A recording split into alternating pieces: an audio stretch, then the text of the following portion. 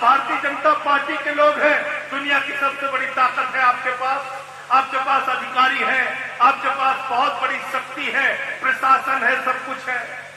जब मातृशक्ति का आशीर्वाद किसी आंदोलन में मिल जाता है तो निश्चित रूप से हमारी जो ऊर्जा है वो लड़ने की, संघर्ष करने की ऊर्जा 10 गुना ज्यादा बढ़ जाती है। और ये नोएडा दादरी के क्षेत्र में मैंने हमेशा देखा।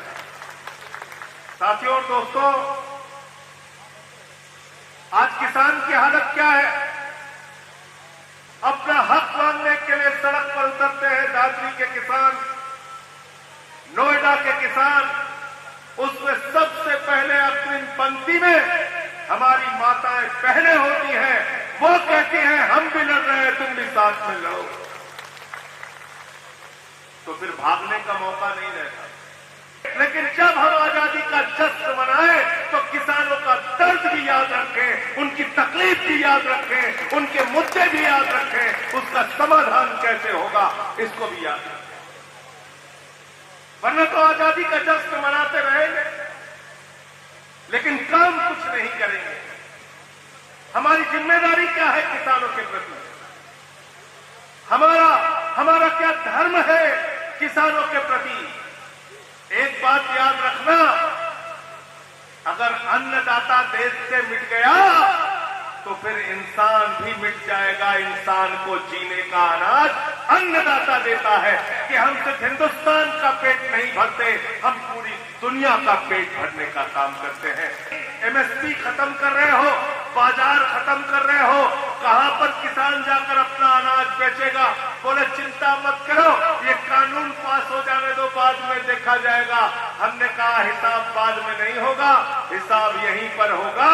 और संसद के अंदर मैंने वो माइक तोड़ने का काम किया था आपके साहस की बदौलत, आपकी ताकत की बदौलत, क्योंकि हमें आपकी तकलीफ याद थी, आपको डंडे पड़ रहे थे सड़क पे, तो सदन में मैंने माइक तोड़ दिया। मेरी आलोचना बहुत किया भाजपा वालों ने, बीजेपी के नेताओं से लड़ गए, संसद के अंदर बवाल कर दिया।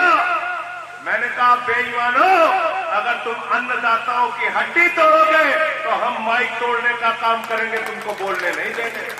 हम किसान की आवाज उठाने वहां गए हैं, गरीब की आवाज उठाने वहां गए हैं, माताओं बहनों की आवाज उठाने गए हैं, देश के अन्नदाता की आवाज उठाने के लिए हम संसद में गए हैं और वो काम मैं कर रहा हूं। इस देश का किसान अगर खुशी नहीं रहेगा, इस देश का नौजवान अगर खुशी नहीं रहेगा, हमारी माताएं बहनें अगर सुरक्षित नहीं रहेंगी, इस देश के गरीब आदमी को अगर उसका हक नहीं मिलेगा तो देश में सही मायने में आजादी नहीं होगी। अरे मैं कहना चाहता हूं, इस देश के 80 करोड़ किसानों का जो कर्जा है, उनके ऊपर जो भी कर्जा है वो 2-3 लाख करोड़ रुपए माफ कर दो। हिंदुस्तान का किसान तुमको कंधे पे लेके तुम्हारा गुणगान करेगा। क्या है आपके हिस्से में? 5 किलो राशन। किसान के लिए आपके पास पैसा नहीं है, उनको मिलना चाहिए कि नहीं मिलना चाहिए? क्या हुआ पता है आपको? ये हुआ आपके साथ। आपके हिस्से में क्या आया? क्या आया? जुमला। इनके लिए तालियां बजा दीजिए एक बार जोर से। इस देश का किसान चलने नहीं देगा लड़ाई इस बात की। गरीब का शोषण कर रहे हैं, उनको सत्ता से जाना ही होगा, उनको कोई बचा नहीं सकता। इसलिए नेम प्लेट लगाओ, नेम प्लेट लगाओ, नेम प्लेट लगाओ। संजय भैया जिंदाबाद, हम तुम्हारा साथ देंगे, लगाओ नेम प्लेट। हम भी पूरे देश को बताएंगे ये है युद्ध। अच्छे कर्म कीजिए तब भगवान आपको आशीर्वाद देंगे, बुरे कर्म करोगे तो भगवान भी आपको माफ नहीं करेगा। हमारे बच्चे भी वही दूध पीना चाहते हैं और दहाड़ना चाहते हैं, तो पीछे मत हटना, लड़ाई लड़नी है। वोट चोरी पे न्याय दिया अभी, कितनी मजेदार बात है। आप लोग भी जोरदार नारा लगाइए, वोट चोर गद्दी छोड़, वोट चोर गद्दी छोड़, वोट चोर गद्दी छोड़। जिन कार्यकर्ताओं ने, जिन साथियों ने आज के इस आयोजन में अपना तनिक भी योगदान दिया है, मैं उनका हृदय से आभारी हूं, उनको नमन करता हूं। और विशेष तौर से हमारी माताएं बहनें, जब मातृशक्ति का आशीर्वाद किसी आंदोलन में मिल जाता है तो निश्चित रूप से हमारी जो ऊर्जा है वो लड़ने की, संघर्ष करने की ऊर्जा 10 गुना ज्यादा बढ़ जाती है। और ये नोएडा दादरी के क्षेत्र में मैंने हमेशा देखा, जब भी घेराव होता है, जब भी जमीन के लिए अपना हक मांगने के लिए सड़क पर उतरते हैं दादरी के किसान, नोएडा के किसान, उसमें सबसे पहले अग्रिम पंक्ति में हमारी माताएं बहनें होती हैं। वो कहती हैं हम भी लड़ रहे हैं, तुम भी साथ में लड़ो। तो फिर भागने का मौका नहीं रहता, आपको डट के लड़ाई लड़नी होगी। हमारे पंचायत प्रकोष्ठ के प्रदेश अध्यक्ष विनय जी भी यहां पे बैठे हुए हैं, उनका नाम इसमें छूट गया था। साथियों और दोस्तों, आज किसान की हालत क्या है? अभी खाद की बोरी के लिए लाठियां खानी पड़ रही है, खाद की बोरी के लिए लाइनें लंबी लंबी लग रही है। और अभी 1 हफ्ते पहले मैंने समाचार पढ़ा था, खाद की बोरी की लाइन लेने के लिए लाइन में लगा हुआ किसान आत्महत्या करके मर गया, उसको खाद की बोरी नसीब नहीं हुई। एक किसान को हार्ट अटैक हो गया, लाइन में लगे लगे उसको खाद की बोरी नहीं मिली। आजादी के 79वीं वर्षगांठ को हमने 2 दिन पहले 15 अगस्त मनाया, धूमधाम से मनाया, हर्षोल्लास के साथ मनाया। मनाना भी चाहिए, आगे भी मनाते रहेंगे, लेकिन जब हम आजादी का जश्न मनाएं तो किसानों का दर्द भी याद रखें, उनकी तकलीफ भी याद रखें, उनके मुद्दे भी याद रखें, उसका समाधान कैसे होगा इसको भी याद रखें। वरना तो आजादी का जश्न मनाते रहेंगे लेकिन काम कुछ नहीं करेंगे। हमारी जिम्मेदारी क्या है किसानों के प्रति? हमारा क्या धर्म है किसानों के प्रति? एक बात याद रखना, अगर अन्नदाता देश से मिट गया तो फिर इंसान भी मिट जाएगा। इंसान को जीने का अनाज अन्नदाता देता है, आप देते हैं, तब लोग जिंदा रहते हैं। और सिर्फ हिंदुस्तान में नहीं, हिंदुस्तान का चावल रूस में भी जाता है, अमेरिका में भी जाता है, दुनिया के तमाम देशों में जाता है। हम आज की तारीख में हिंदुस्तान के अन्नदाताओं ने अपने खून पसीने श्रम से इतना अनाज पैदा किया है, इतना अनाज पैदा किया है कि हम सिर्फ हिंदुस्तान का पेट नहीं भरते, हम पूरी दुनिया का पेट भरने का काम करते हैं। ये देश के किसानों की ताकत है। लेकिन उस किसान के साथ सरकार क्या कर रही है? काला कानून लेकर आई थी, मुझे याद है, मैं संसद में था। मैंने कहा भाई ये कानून क्यों लेके आ रहे हो? इसमें तो आप किसान की जमीन कब्जा करके अपने दोस्त अदानी को दे दोगे, अंबानी को दे दोगे, हजारों हजार एकड़ जमीनें उनकी कब्जा हो जाएंगी। कहने लगे संजय जी इसको पास होने दीजिए, बाद में देखा जाएगा। हमने कहा इसमें किसानों के फसल के दाम की तो कोई व्यवस्था नहीं, एमएसपी खत्म कर रहे हो, बाजार खत्म कर रहे हो, कहां पर किसान जाकर अपना अनाज बेचेगा? बोले चिंता मत करो, ये कानून पास हो जाने दो, बाद में देखा जाएगा। हमने कहा हिसाब बाद में नहीं होगा, हिसाब यहीं पर होगा। और संसद के अंदर मैंने वो माइक तोड़ने का काम किया था, आपके साहस की बदौलत, आपकी ताकत की बदौलत, क्योंकि हमें आपकी तकलीफ याद थी, आपको डंडे पड़ रहे थे सड़क पे, तो सदन में मैंने माइक तोड़ दिया। मेरी आलोचना बहुत किया भाजपा वालों ने। संजय भैया जिंदाबाद, संजय भैया जिंदाबाद। सारे टीवी चैनल पर ब्रेकिंग न्यूज चलने लगी। संजय सिंह ने संसद में माइक तोड़ दिया, टेबल पे खड़े हो गए, बीजेपी के नेताओं से लड़ गए, संसद के अंदर बवाल कर दिया।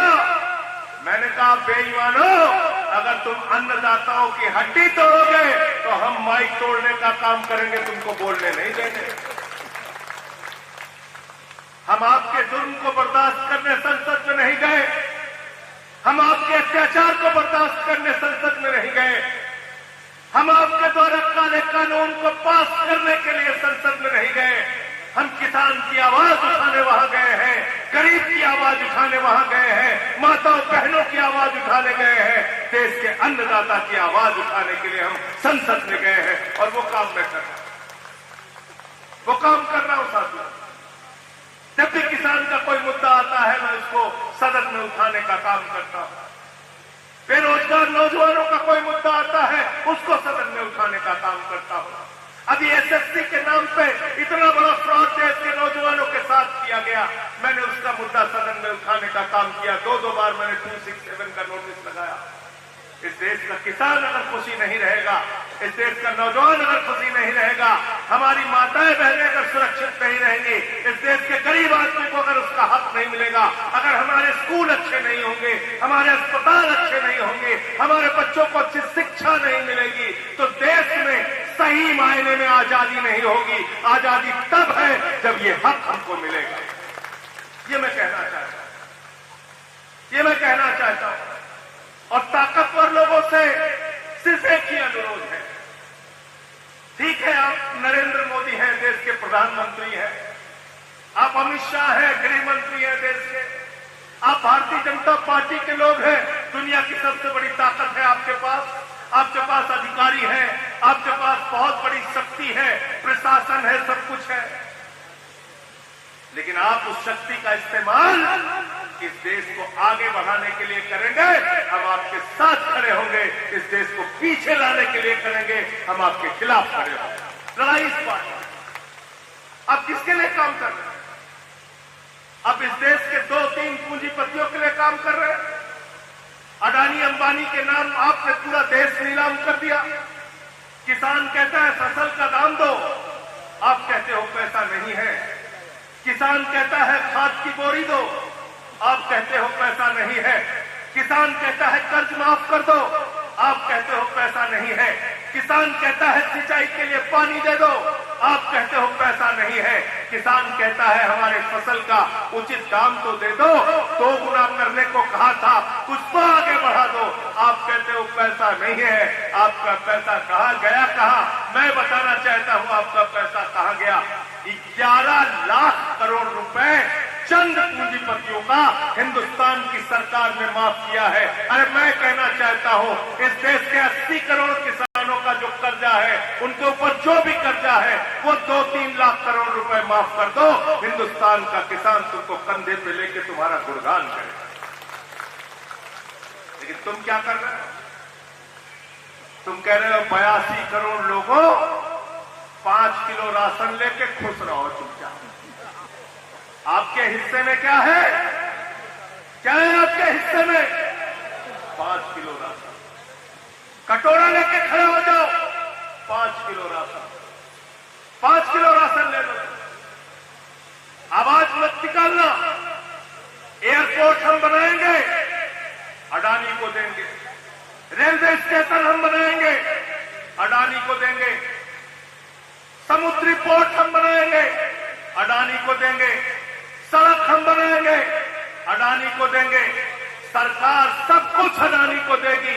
आकाश में चले जाइए, हवाई जहाज अडानी का, जमीन पे आ जाइए, सड़क अडानी की, बिजली अडानी का, पानी अडानी का, रेल अडानी का, सेल अडानी का, और जमीन के नीचे चले जाइए, कोयला अडानी का, गैस अडानी का।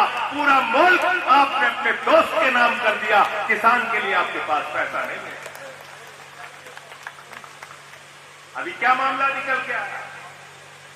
रूस से सस्ते दाम में तेल खरीदा गया, क्योंकि रूस से यूक्रेन के युद्ध के बाद दुनिया के तमाम देशों ने तेल खरीदना बंद कर दिया। भारत ने कहा हम तेल खरीदेंगे। हमने कहा बहुत अच्छी बात है, सस्ते में तेल खरीदो, रूस हमारा मित्र देश है।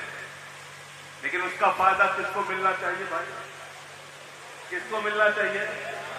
सस्ता तेल अगर खरीद रहे हो तो सस्ते माल का फायदा किसको मिलना चाहिए? जनता को, आपको मिलना चाहिए। किसान जो डीजल खरीदता है, नौजवान जो हमारे मोटरसाइकिल से चलते हैं, पेट्रोल खरीदते हैं, मिडिल क्लास के लोग जो कार से चलते हैं, उनको मिलना चाहिए कि नहीं मिलना चाहिए? क्या हुआ पता है आपको? क्या हुआ? 6 महीने में 231 मिलियन बैरल कच्चा तेल रूस से हिंदुस्तान आया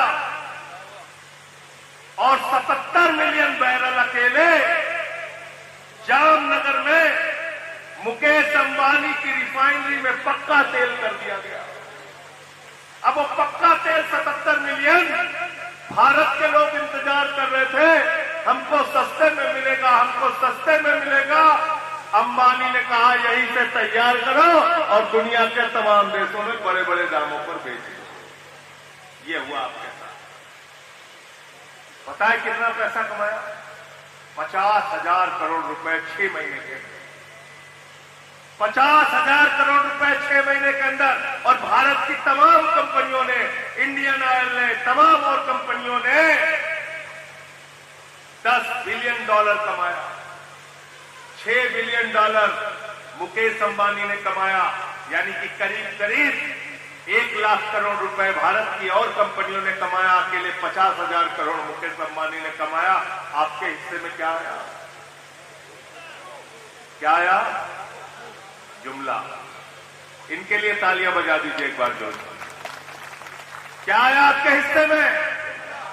जुमला आया।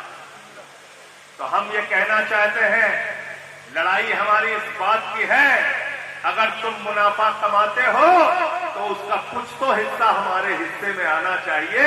अरे हमारे लिए कम से कम खाद की बोरी नसीब करा दो, सस्ते का डीजल नसीब करा दो, हमारे कर्जे माफ कर दो, हमारे बच्चों की पढ़ाई अच्छी कर दो।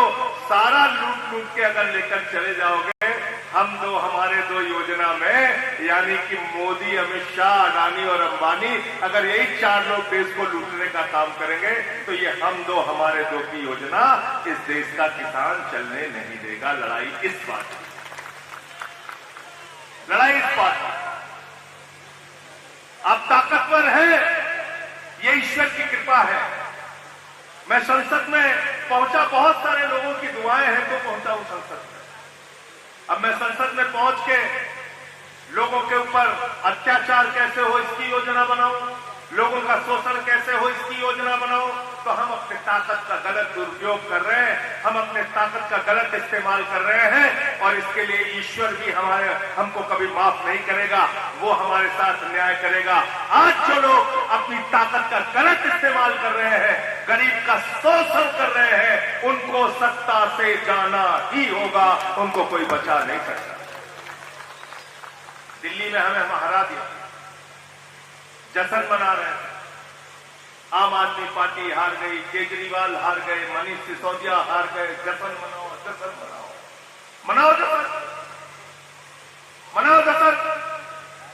अरे वो आम आदमी पार्टी और केजरीवाल थे जिन्होंने 10 साल तक सरकारी स्कूलों को बेहतरीन बनाने का काम किया। वो स्कूल बनाए जहां स्विमिंग पूल का निर्माण हुआ है, एथलीट के ग्राउंड बने हैं, एसी कमरे बच्चों की पढ़ाई के लिए बने हैं। अमेरिका के राष्ट्रपति की पत्नी हिंदुस्तान आई तो उसने कहा कि हमको केजरीवाल का सरकारी स्कूल देखना है। ये 10 साल में हमने काम किया है। हमने अस्पताल अच्छे किए, मोहल्ला क्लिनिक बनाया, फ्री बिजली कोई सपने में नहीं सोच सकता था, हमने दिल्ली में करके दिखाया।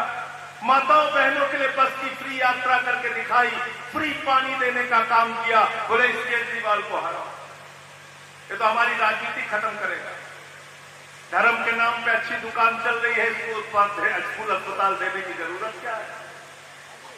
धर्म के नाम पे अच्छी दुकान चल रही है, झगड़ा चल रहा है।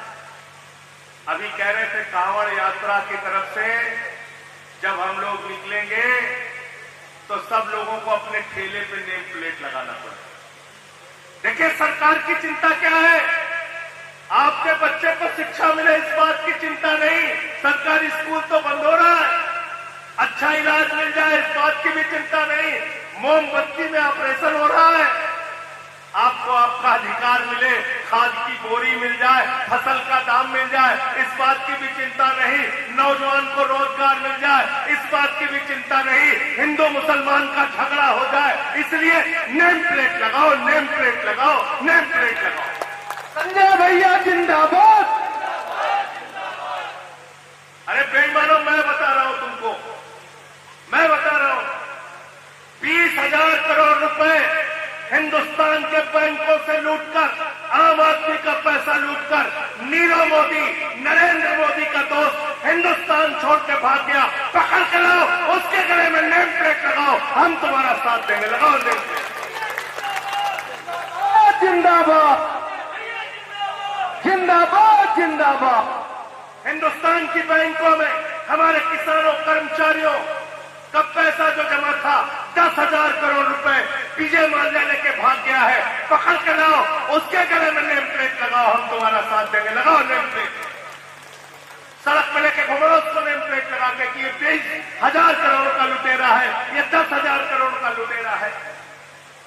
नितिन संदेशा 6,000 करोड़ लेके भाग गया, ललित मोदी 3,000 करोड़ लेके भाग गया। ये बैंक के बड़े बड़े लुटेरे जो हिंदुस्तान की बैंकों को लूटने का काम करते हैं, उनको पकड़ के लाओ, उनके गले में नेम प्लेट लगाओ, हिंदुस्तान की सड़कों पे घुमाओ, हम भी ताली बजाने का काम करेंगे, हम भी पूरे देश को बताएंगे ये है लुटेरे। आप गरीब आदमी के ठेले पे नेम प्लेट लगा रहे हैं। एक मलिक जाट था, वो तो हिंदू था, उसका ढाबा तोड़ दिया। देखा था ना मुजफ्फरनगर जाते, ढाबा तोड़ दिया। उसकी पत्नी रो रही थी, 24 घंटे भैया काम करके ये ढाबा खड़ा किया, आया उपद्रव मचा के ढाबा तोड़ दिया। भगवान शिव के नाम पे कांवड़ यात्रा निकालते हैं ना हम लोग, हम भी महादेव को मानते हैं, हम भी उज्जैन जाते हैं। महादेव भगवान शिव शंकर ने, उनको तो भोले बाबा कहा जाता है, जो उनके दरबार पे गया मन्नतें पूरी करवा के आया। और जो लोग भोले शंकर के नाम पे गरीब को उजाड़ने का काम करते हैं, वो भोले शंकर के अनुयायी नहीं हो सकते, भक्त नहीं हो सकते। ये मैं कहना चाहता हूं। कौन से धर्म की बात आपका? ये कहां सिखाया गया कि आपको शक्ति है, ताकत है, आपके पास भीड़ है, झुंड है, तो आप किसी को मारेंगे, किसी को पीटेंगे। पुलिस वालों के साथ झगड़ा करते हुए तमाम दृश्य आए, उनकी गाड़ी पलट देते हैं, उनकी वर्दी फाड़ देते हैं। ये कहां सिखाया भाई भगवान शिव शंकर ने? इसलिए मैं आपसे कहना चाहता हूं, धर्म को मानिए, लेकिन धर्म को अच्छाई के लिए विस्तार कीजिए, झगड़े के लिए विस्तार मत कीजिए। धर्म का प्रचार प्रसार, आस्था, धर्म की पूजा अर्चना, भगवान को याद करना, इसमें कोई प्रतिबंध नहीं है, खूब कीजिए, लेकिन उसके नाम पे अच्छे कर्म कीजिए, तब भगवान आपको आशीर्वाद देंगे। बुरे कर्म करोगे तो भगवान भी आपको माफ नहीं करेगा। गलत तो नहीं कह रहा हूं? और ना समझ में आए तो हमारी इन बहनों से पूछ लेना, इनको ज्यादा अनुभव होता है, ज्यादा दया होती है इनके मन में, ज्यादा करुणा होती है, ये तकलीफ को समझती है। लेकिन इस तरह से उपद्रव मचाना, ये किसी भी धर्म के नाम पे हो, हिंदू के नाम पे हो, मुसलमान के नाम पे हो, ये ठीक नहीं है। इससे हमारा देश आगे नहीं बढ़ेगा। अभी उत्तर प्रदेश में हमारा आंदोलन चल रहा है मेरे साथियों। 27,000 स्कूल बंद करने की योजना थी, 10,000 से ज्यादा स्कूल बंद करने के लिए आदेश जारी कर दिया था। आम आदमी पार्टी के कार्यकर्ताओं ने गांव-गांव में जाके लड़ाई लड़ी, संघर्ष किया, पद यात्राएं की।